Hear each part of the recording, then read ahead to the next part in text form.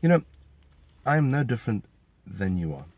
Okay, I am no different than somebody who lives in America. I'm no different than somebody who lives in Africa, the UK, Canada, Spain, Portugal, Germany, France. Okay, no different. I might look different.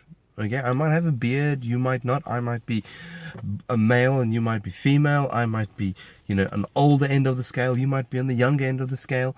I might have blue eyes, you might have green or brown eyes. I'm I'm heterosexual, you might be bisexual, you might be lesbian, gay, asexual, whatever. But in the end of the day, I am absolutely no different than you are. Now, I'm not going to slice off a part of my skin and show you, look, underneath I'm all like red and bloody just like you. That's not what I mean. I mean, doesn't matter who I am, who you are, where you're from. I hope for a better tomorrow. I hope for a better tomorrow for my kids, for my family. I hope that I can feed them. I hope that they have a roof over their head. I hope that they are safe and that they can live full and prosperous lives. I mean, I have hopes, I have dreams, I have things I aspire to do, and I want to be who I am. Okay, so in the end of the day, whatever this clothes is, because that's really what we are. I mean, the outside exterior is kind of just clothes that we were given to by nature to make us just look different. But that's the only difference. There's no difference between me or a kid in England going to school and wanting to learn than a kid, for example, in like Syria wanting to go to school but they can't. Okay, there's no difference. So yeah, I mean, I don't think there's any real point to this. It's just a big issue, or not a big issue, but when we are born. Okay, before we are even born. Now, this is always really. I mean, being from Africa, this really bugged me while I was growing up, while I was a teenager, while I was trying to discover who I am. This actually really did bug me. Okay, it bugged me a lot before I was born. Okay, before I was still little fetus in my mother's tummy. My name was decided. Okay, I had no choice. So I am Dragnos. Dragnos is a name that I have given myself. This is a choice that I have made. This is who I feel the most comfortable as. But my real name, and the name that I had to grow up with, was not decided by me. Okay, this was was given to me before I was even born. Okay, my religion was decided for me. Okay, and I was given absolutely no choice. And for many years, it was something that was forced on you. This is it. You are this. This is your name. This is your religion. Okay. I was born in Africa. Once again, totally undecided. It's not somewhere I would have wanted to be born. Okay. I never felt comfortable in Africa. But this is, you're born in Africa. That's it. You're African. Boom. You know, and that is it. That is what you are stuck with. Where you're born, what's your name, what your religion is, what your culture is.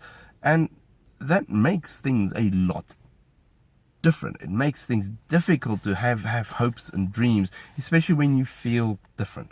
Okay, so even though you're exactly the same, you might now I'm completely invalidating my whole video by saying you feel different. But you know what I mean? It's just having grown up in an African environment and watching.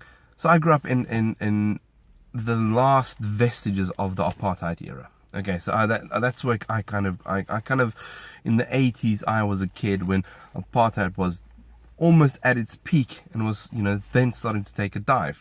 So I know all about injustices and people, the people you care for and people that, I mean, obviously they work for you and they have to leave the city or the town by a set period of time, otherwise they get thrown in jail because there's a curfew in place. Black people is not allowed to be on the street after X amount of time.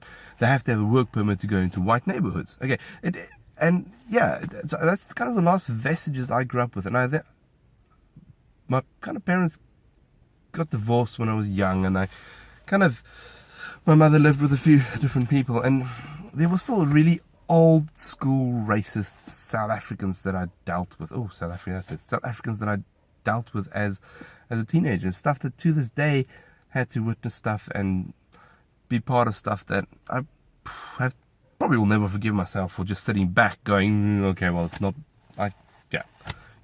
it's something for the grown-ups. That's not it. You know, it's when you've witnessed an injustice and knew that even just speaking up would make you feel better in the future, would you do it? Would you? Would you, if you see an injustice, would you speak out? Would you take action? And not action, because I mean, sometimes you are so opposed by such forces that it is very, very difficult to actually take an action. But I mean, do we sit back? Do you sit back and just let things happen? I did when I was young. I mean, I was, I was like, I was 16 or 17 or however long I was, and if I leave this house, I'll never be able to, find another house. And what am I going to do? I'm going to have to find a work, and all that crap. All of my self-preservation kicked in and stopped me from actually, speaking out when there was injustices. But also because when you're brought up in a particular culture and everybody around you thinks in a certain way, it becomes the norm. Whether actions are evil or not evil, evil and right and wrong is completely and utterly a point of view. Completely a point of view. What's evil and wrong to us is not evil and right to other people, which is absolutely now becoming very, very clear if you look at the state of the world. Okay, people have very, very different views about what is right and wrong.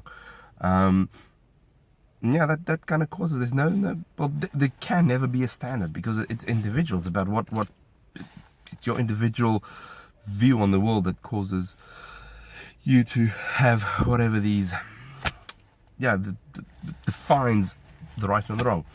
So no, that's just kind of what I kind of wanted to let you guys know. I'm no different than you are. The person next to me is no different than me. They might speak a different language, they might look different, they might have different experiences, but at the end of the day, what they want out of life is exactly the same that I want. It's exactly the same that you want. You want to be happy, feel safe, feel warm. You don't want any worries. You just want to be allowed to live your life in the way that makes you the most comfortable.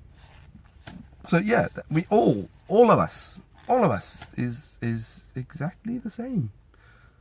Yeah, we're the same. Me, you.